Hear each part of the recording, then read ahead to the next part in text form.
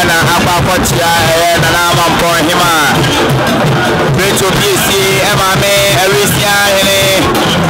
omame Arisia hema ana nana da ko ebro sika akwakotia awo mujina wo asum sem seme nana nya ko ebro sika Pantama hima watia na asatama ko hima every afei na oba nana nyakoa ebura sika ato pantama hima oguswa watia nananom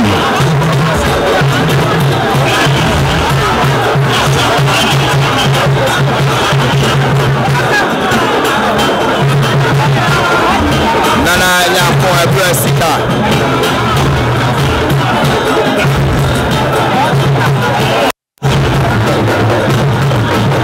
Nana nyako ebra sika Maso patahima Papa kochia ena mampo hema afei wasadu odaro toli niemo afei ene woko na wako tenase abeme yabema na kwaba amani anko Silverstone Palace Yas Ibrahim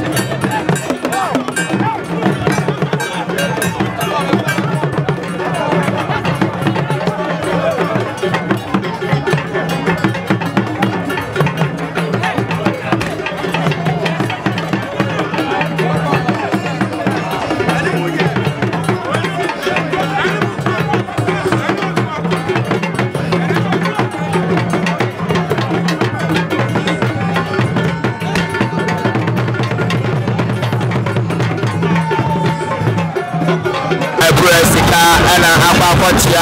nana mampo hima Breto BC emame Arisia hene omame Arisia hema ana nana ya ko ebro sika akwakotia awo mujina wompo asum seme nana ya ko ebro sika Pantama hima watia na asatama ko hima every afei na oba nana nyakoa ebura sika Pantama hima oguswa watia nananom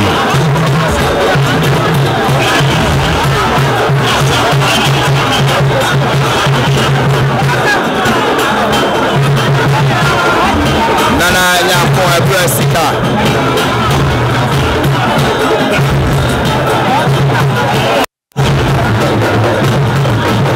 Nana nyako ebra sika